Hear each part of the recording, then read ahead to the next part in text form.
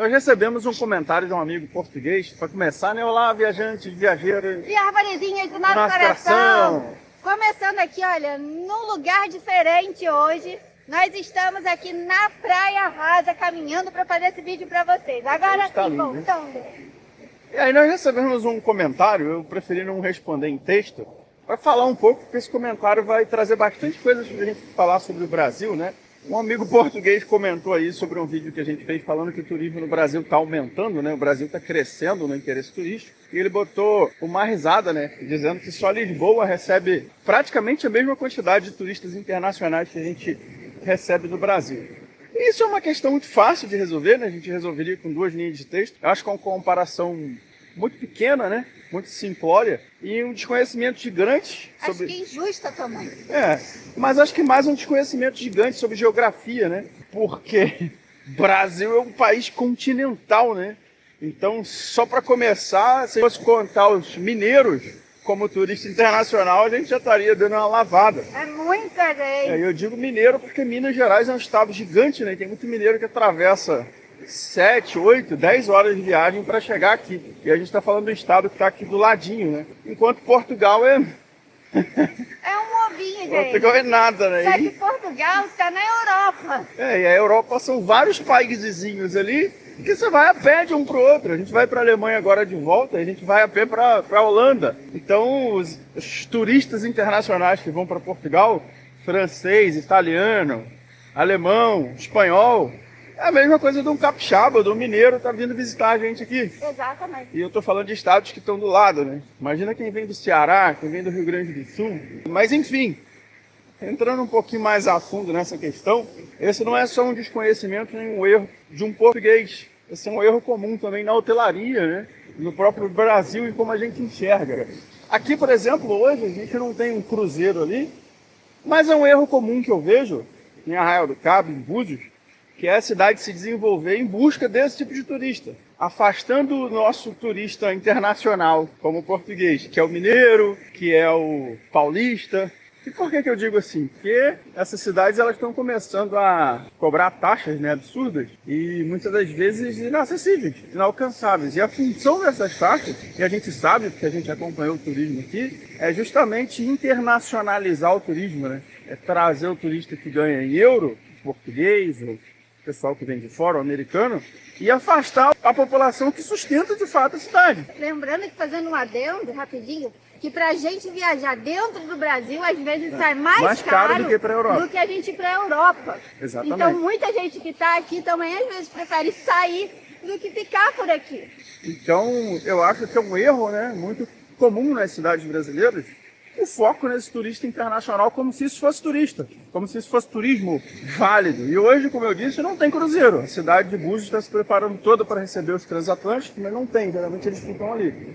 Ou seja, eles têm uma temporada e o resto do ano, quem sustenta o turismo é o pessoal daqui de volta, né? Então se você torna isso inacessível, trata mal o turista, como muito mineiro acabou deixando de vir, porque cobraram as taxas absurdas de ônibus. Na minha opinião, claramente uma forma de dizer a gente não quer vocês aqui é um erro, porque simplesmente por essa questão geográfica. O turista que vem de Minas Gerais, que vem desses estados como a gente falou, ele está fazendo uma viagem gigante para chegar até aqui. Ele tem um custo gigante. O Brasil é muito caro para turismo. Só para vocês terem ideia, a gente morou em Virgínia, que é em Minas, e de lá para cá eram quase 7 horas de viagem de carro. 7 horas a gente roda a Europa inteira. 7 horas você sai, sei lá, do sul da Alemanha para chegar lá na Bélgica. Pois é. Então, perceba que é um erro, né? Tanto de quem interpreta essa questão do turismo, tanto da maior parte das cidades. Porque o nosso estado, o Rio de Janeiro, se você analisar, o Rio de Janeiro é litoral e até você chegar aqui no Rio de Janeiro, são outros estados gigantes que você tem para atravessar. E é uma viagem muito grande, né? O Rio de Janeiro está meio isolado. E aí, outro ponto que eu geralmente falo, né, em alguns vídeos, que é sobre o que é uma cidade, né? A gente falou sobre Arraial do Cabo, e o pessoal diz que Arraial do Cabo é lindo, e quando a gente fala de cidade, eu estou falando do que a população construiu, né? Que o Brasil construiu. Falar de Arraial do Cabo como praia Pra mim é dizer que isso aqui é Búzios e Búzios é maravilhoso. Não é. Não é. Búzios não é maravilhoso. A gente acabou de passar ali, inclusive, por uma tubulação de esgoto. Búzios é uma caca. Estruturalmente falando, acho que não chega a ser pior do que Arraial do Cabo, mas é ruim.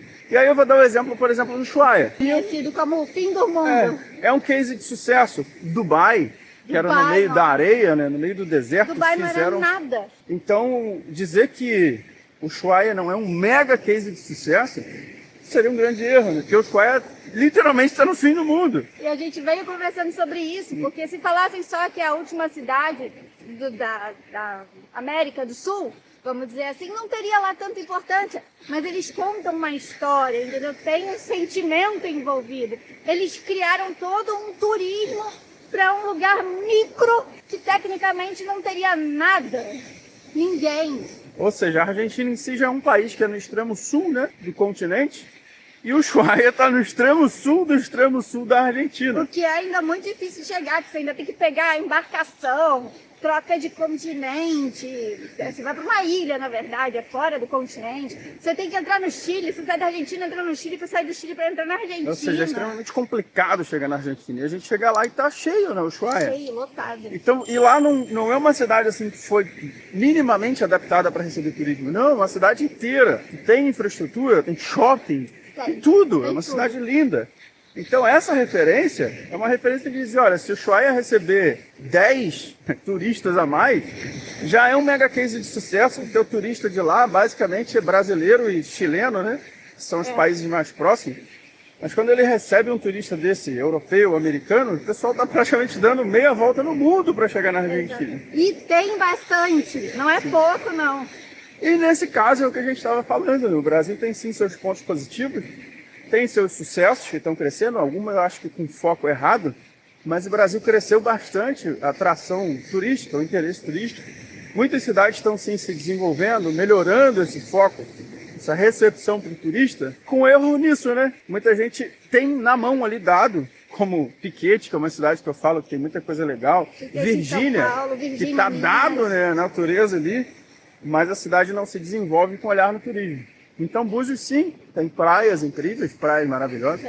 Arraial do Cabo é uma cidade que tá dado, né? Eles não tem que fazer nada. Arraial, a gente acabou de fazer um vídeo, inclusive vou deixar no card, na descrição para vocês, que é uma cidade com praias maravilhosas, mas a cidade em si não é aquilo tudo. Sim. Então depois vai lá dar uma olhada para quem quiser conhecer e não se iludir.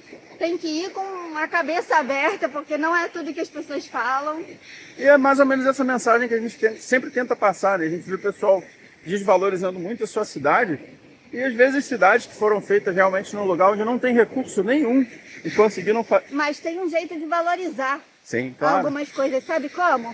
Deixando um like nesse vídeo, você se inscrevendo no canal. Nesse deserto. Você tá ouvindo o vídeo até agora, você tá já de saco cheio de ouvir a gente falar. Até esse momento a gente tá suando aqui na praia, deixe seu like. Pois é. Porque senão vai ficar desvalorizado igual muitas cidades. A gente vai ficar sempre deserto, né? Queremos sua companhia por aqui. Estamos montando nossa cidade. Mas é basicamente isso. A gente viu ontem uma coisa que eu perdi a cidade, mas eu vou procurar de novo, eu sei que é em Minas Gerais. Uma coisa simples, boba, mas é engraçada num ponto que eu faço questão, agora não dá mais, porque acabou de passar a Páscoa, né? Mas de alguma Páscoa ir para lá, uma cidade em Minas Gerais, que a forma com que eles comemoram o dia de Judas é diferente. Eu vou deixar as imagens aqui se eu encontrar para vocês, é muito legal. O pessoal pega tudo que tá de bobeira pela rua, né? Você deixou ali seu carro com a chave na ignição, deixou uma bicicleta do lado de fora. Uma poltrona, um fogão. Tudo que eles acham acessível, eles pegam e levam para o centro da cidade, para a praça. Então... Só explicando porque que eles pegam os carros, é que a cidade ela é tão segura que as pessoas deixam a chave na ignição. Então não é que eles estão roubando, não. E aí no dia de Judas eles acordam... E eles já sabem que vai dar lá na praça. Então isso deve ser engraçado demais, né? A cara do pessoal indo buscar. É uma brincadeira sadia e é uma forma de atrair turismo, porque isso pode virar cultural, né? Isso pode virar uma atração turística para a cidade.